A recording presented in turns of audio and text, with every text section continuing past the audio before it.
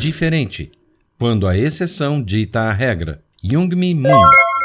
A partir de uma conversa informal refletindo sobre o comportamento da sociedade, a autora faz uma análise do que significa ser diferente. Baseada em pesquisas e estudos de caso, descreve a importância de se destacar dentro de um mercado padronizado e explica como o marketing competitivo faz com que todos os produtos de uma mesma categoria pareçam iguais. O rebanho competitivo, o instinto de rebanho. Segundo a autora do livro, o que os homens de negócios fazem com os produtos e com as marcas não é diferente do que os psicólogos fazem com as pessoas. Eles confiam em ferramentas de descrição. Definir um ser humano não é simples. Em busca dessa tentativa são feitas análises. Por exemplo, o teste padrão de personalidade, que consiste em descrições comuns como dominador-submisso e simpático-antipático.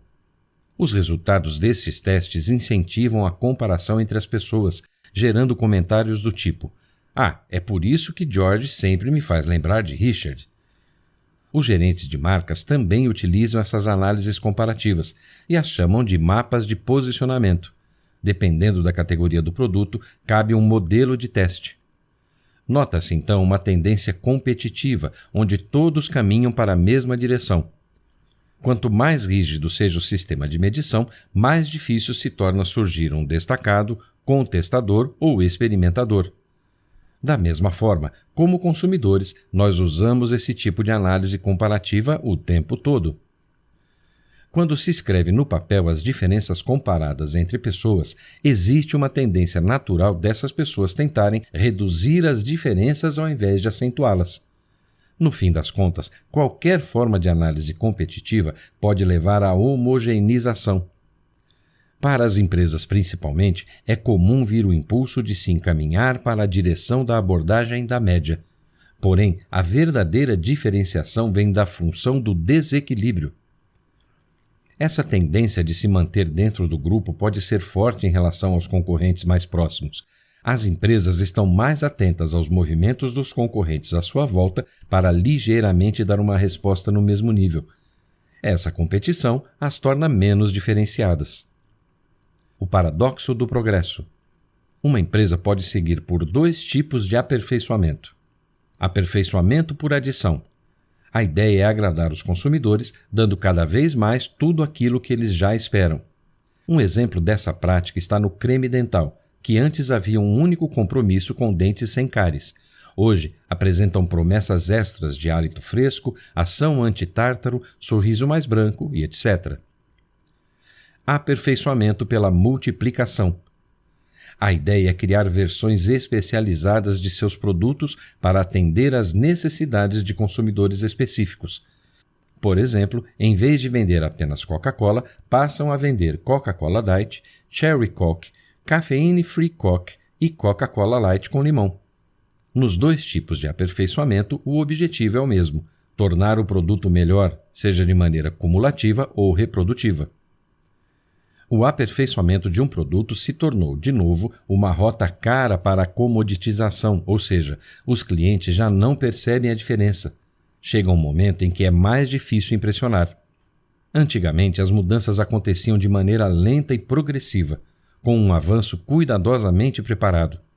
Por exemplo, a marca Gillette, que pôs no mercado a clássica lâmina azul em 1930 e depois demorou mais de 40 anos para apresentar sua primeira inovação. Atualmente, num número cada vez maior de indústrias, as mudanças acontecem de forma rápida e indisciplinada, de tal modo que a soma acumulada de aperfeiçoamentos nem parece dar muito lucro. Daí a expressão hipermaturidade, que se refere a essa etapa da evolução numa categoria. O borrão da categoria. Antigamente, conhecer alguém exigia tempo e reciprocidade. Eu falo um pouco da minha vida, você conta um pouco da sua. Eu falo um pouco mais, você conta um pouco mais. Isso mudou com a internet. A tecnologia libertou o exibicionismo gratuito. Quando nós passamos do consumo particular para o consumo em público, o que muda é o nosso grau de atenção. As pessoas revelam o que elas são ao mostrarem o que consomem. Por exemplo, adoro tatus, Range Rovers, Red Sox, Ux, iPhone, malhar, beber drinks femininos, cartões papiros. É por isso que, além de analisar o volume de vendas, os gerentes de marketing têm que prestar muita atenção às nossas exibições públicas de afeto por uma marca.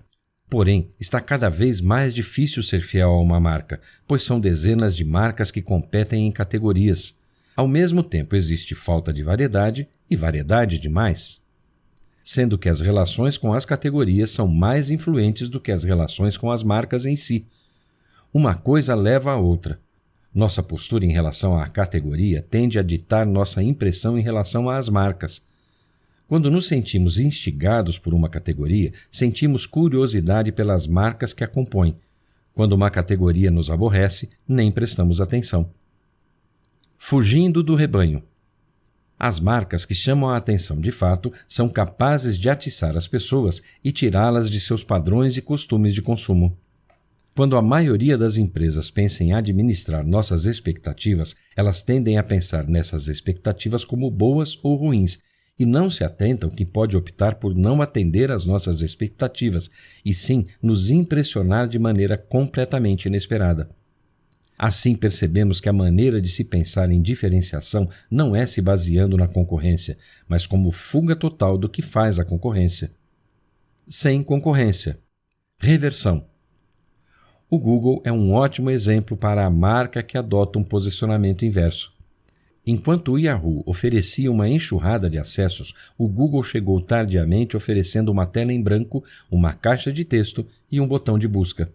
Inicialmente, a homepage do Google também tinha alguns outros toques de extravagância. Os resultados vinham com a velocidade de um raio e um logotipo simpático que mudava para comemorar algumas datas do calendário. É exatamente isso que a maioria das marcas invertidas faz. Elas eliminam, mas também elevam. Marcas que adotam o posicionamento inverso podem ser extremamente difíceis de serem rotuladas. Elas rejeitam qualquer tipo de estereótipo, o que só mostra que, em categorias abarrotadas de mesmice, esse status de destacados é valioso. Ruptura. Há muitos anos, Walter Lippmann publicou o livro Opinião Pública, um clássico da crítica social e em que escreveu que, na maioria das vezes, nós não vemos primeiro e depois definimos. Primeiro definimos e depois vemos. Basicamente, o que o Walter estava dizendo era que, como seres humanos, nossa tendência para categorizar é automática.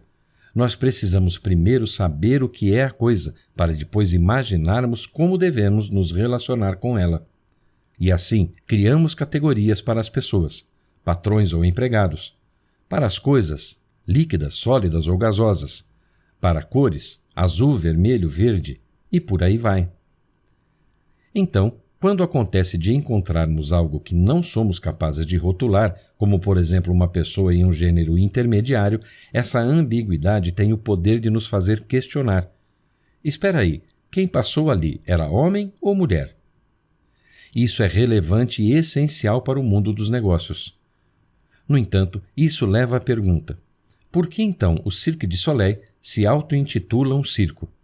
Por que ele simplesmente não se apresenta como uma forma alternativa de ginástica rítmica? A resposta é que o Cirque du Soleil, como tantas outras marcas de ruptura, entende que existe uma certa vantagem rebelde em se posicionar como jogador da categoria disposto a romper com os limites.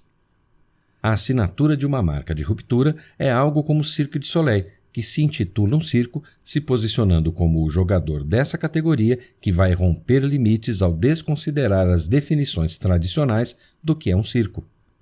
Essas marcas fazem contestarmos nossos conceitos das coisas.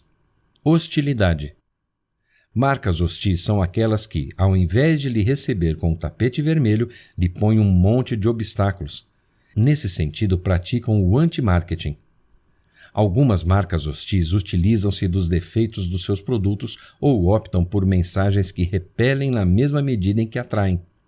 Independentemente da tática usada, as marcas hostis servem como teste de fidelidade e, por consequência, criam divisões entre nós, nas quais o consumo daquela marca é uma expressão aberta da nossa lealdade.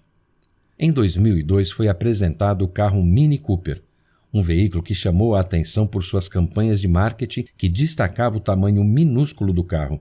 O automóvel fez sucesso total.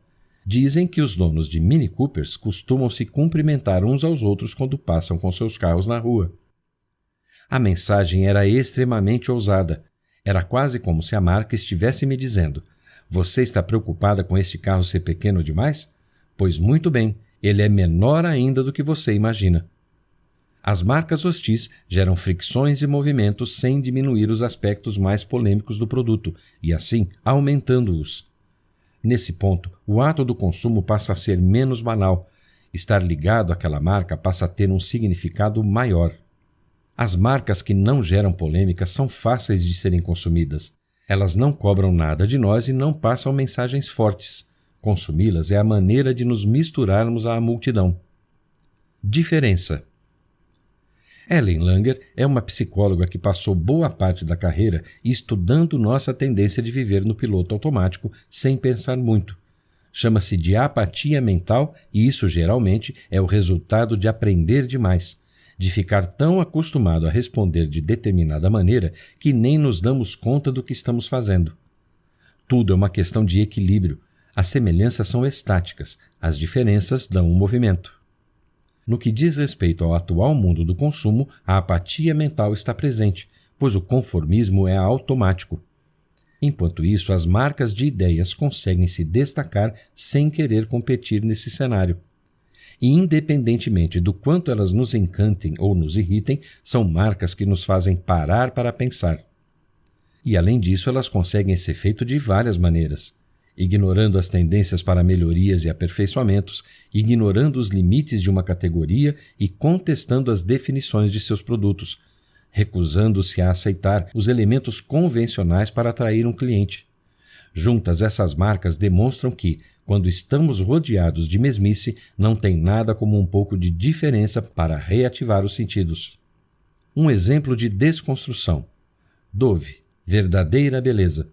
Lançada em 2004, a campanha se dedicou a destruir o mito da beleza ilusória de uma modelo e, em vez disso, valorizar as virtudes estéticas de uma mulher normal, assim tornar a beleza novamente acessível. Os anúncios mostravam mulheres comuns do dia a dia e não modelos profissionais, de todos os tipos e tamanhos, vestidas de lingerie branca. E pronto, só um monte de mulheres normais em casa vestindo uma lingerie normal e geraram uma comoção instantânea. Enquanto isso, as mulheres que correram para comprar Dove como resultado da campanha se revelaram as mais apaixonadas pela marca em seus 50 anos de história. Os fóruns de discussão no site da Dove se encheram de fervor. A Dove criou uma diferença detonando a fantasia. Portanto, embora existam muitas maneiras de ser diferente, nem todas vão ser criadas igualmente. Para que a diferença realmente faça uma diferença, ela tem de estar afastada num grau significativo da média. Para a diferença ser carismática, ela precisa se desviar do normal e acessar dentro de nós. O toque humano. Miopia de marketing. No mundo dos negócios, diferenciação é tudo. Entretanto, as marcas se esquecem do que significa de fato ser diferente. A visão através da miopia competitiva cria a disposição de copiar os movimentos da concorrência ao invés das marcas olharem para elas mesmas com os olhos dos consumidores e encontrarem outro ponto de vista sobre oferecer algo realmente inovador. É revelador como algumas marcas de sucesso citadas no livro criaram estratégias de diferenciação sem se guiar por uma pesquisa formal de marketing, conforme orientam no universo da propaganda. Conclui-se que diferenciação deve ser uma maneira de se pensar, um compromisso de se ligar às pessoas de forma que não estão acostumadas para despertar interesse e agregar valor. Diferenciar é assumir um compromisso com o que nunca foi feito. Insights. A diferenciação nasce da ousadia de encarar outros pontos de vista. Maior quantidade não significa mais qualidade. Uma ação diferente nos faz pensar em nossos conceitos sobre as coisas. Neste livro, você aprendeu que existe uma grande tendência de seguir a multidão, e isso leva à competitividade. Ser diferente é o oposto, é não querer competir, mas mostrar um outro caminho de forma equilibrada que não esteja muito perto da média comum, mas não tão longe. A diferenciação parte de uma troca entre a marca e o consumidor, onde se valoriza a empatia e nota-se a importância de buscar outros pontos de vista que não estejam relacionados aos concorrentes ou ao que o público está acostumado. Ser diferente é inovar.